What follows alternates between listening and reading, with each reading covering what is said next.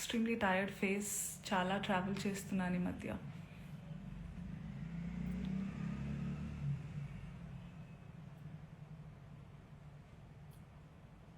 There are some family and friends. ఈ పిల్ల live వచ్చేసింది అని కంగారు పడితే don't worry, I'm extremely fine. I just wanted to answer some things.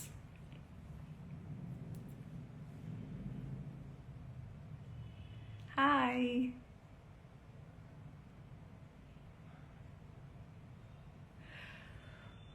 Okay, ఇప్పుడే నా శ్రేయోభిలాషులు కొంతమంది కొన్ని వీడియోస్ షేర్ చేశారు.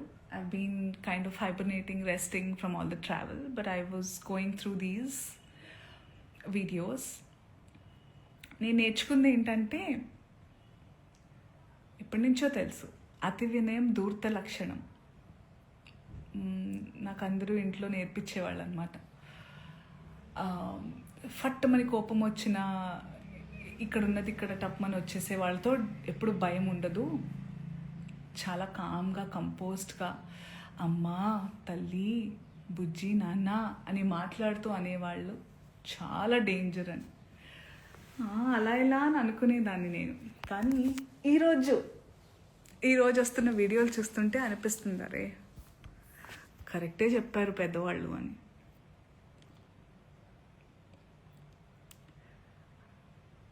సో నేను ఒక స్టోర్ లాంచ్కి వెళ్ళడం జరిగింది నిన్న.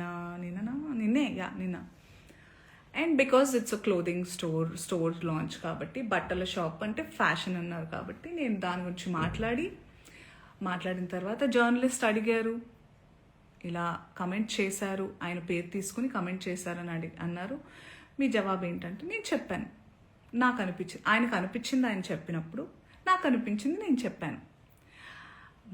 అప్పుడు ఆయన ఈరోజు ఒక్కళ్ళే సీట్ వేసుకుని ఈరోజు ప్రెస్లో చాలా అంటే విక్టిమ్ ప్లే చేస్తున్నారు. One of the biggest like first top red లైన్లో నార్సిసిజం, ఒక నార్సిసిస్ట్కి ఉండే లక్షణం ఇది.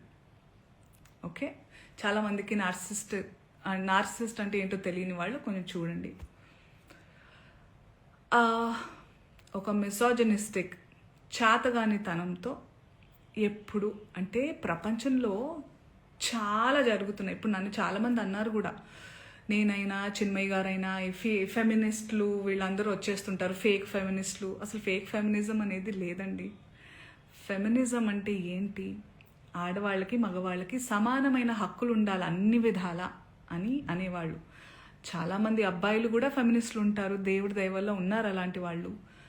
వి all are suppose to be feminist. అసలు ఈ వర్డే ఉండకూడదు ఫెమినిజం అనేది. అందరికీ we have to coexist. ఆడ మగ ఉంటేనే ప్రకృతి ముందుకు వెళ్తుంది. ఆ ఈక్వాలిటీ ఉండాలి. ఈ బట్టల గురించి ఏదైతే మాట్లాడుతూ వస్తున్నారో ఇదంతా చాతగానితనం, సెల్ఫ్ కంట్రోల్, ఇన్సెక్యూరిటీస్. మళ్ళీ చెప్తున్నా, ఇన్సెక్యూరిటీస్, సెల్ఫ్ కంట్రోల్ లేని వాళ్ళు ఎదుటి వాళ్ళ మీద రుద్దుతూ ఉంటారు కంట్రోల్ని. వాళ్ళకి కంట్రోల్ లేనప్పుడు వేరే వాళ్ళని కంట్రోల్ చేయాలని చూస్తూ ఉంటారు అనమాట. అదే ఇప్పుడు క్లియర్ కట్ సినారియో. అందుకే నేను ఇంకా సింపథైజ్ చేస్తున్నాను. ఈరోజు కూడా పాపం సింపతి గ్యాదర్ చేసుకుని కూర్చుంటున్నారు కాబట్టి నేను సింపథెటిక్గానే ఉంటాను. పాపం ఆయనకు అదే కావాలి కాబట్టి అదే ఇస్తున్నాను. I really sympathise with you. నేనెందుకు అందులో లాగాను, మిమ్మల్ని ఏమన్నా అన్నానా అంటే, నేను కూడా హీరోయిన్నే, నేను కూడా ఫీమేల్ లీడ్ క్యారెక్టర్స్ 1-2 చేశాను. మీరు హీరోయిన్ అని అంటున్న సందర్భాల్లో ఆడవాళ్ళు ఇలా బట్టలు వేసుకోవాలి, ఇక్కడ దాకా ఓకే సార్. మిమ్మల్ని నేను చెప్తున్నానా మీరు ఈ బట్టలు వేసుకోమని? ఎవరైనా ఆ హీరోయిన్లన్నా మీతో అంటున్నారా? నేను పర్సనల్గా చెప్తున్నాను, చాలామంది హీరోయిన్స్ నన్ను అప్రిషియేట్ చేస్తారు because of the voice I have. And ఆ బలంతో నెగటివ్గా అయితే ఇప్పుడు నేను ఉపయోగించుకోలేదు. ఆ బలాన్ని పాజిటివ్గానే ఇలాంటి సందర్భంలో చెప్తున్నా. మీరు మా అందరికీ బట్టలు వేసుకోవాలి అనే చిన్నపిల్లలం కాదు మేము. మా హక్కులు మాకు తెలుసు, మా ఇష్టాలు మమ్మల్ని జీవించాల్సిందిగా ప్రార్థిస్తున్నాం సార్. మీకు కూడా చాలా వినమ్రతతో చెప్తున్నాను. మీరు నన్ను లాగలేదు, కానీ కలెక్టివ్గా లాగారు.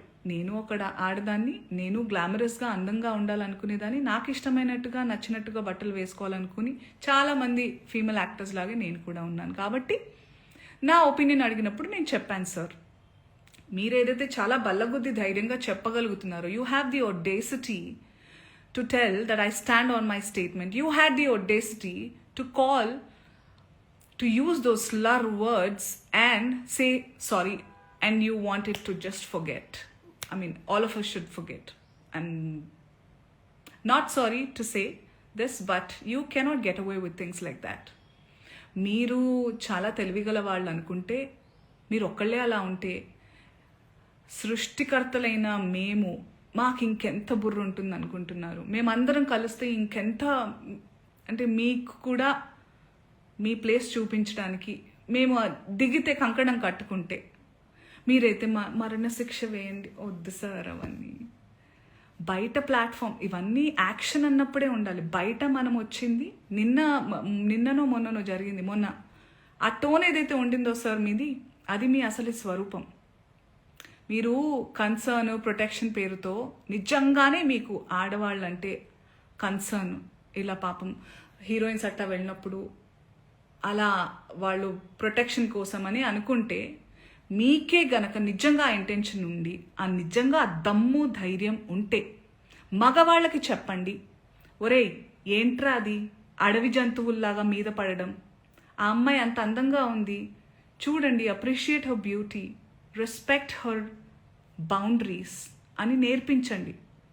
ఆడవాళ్ళకి అవి వేసుకొని వెళ్ళొద్దు సార్.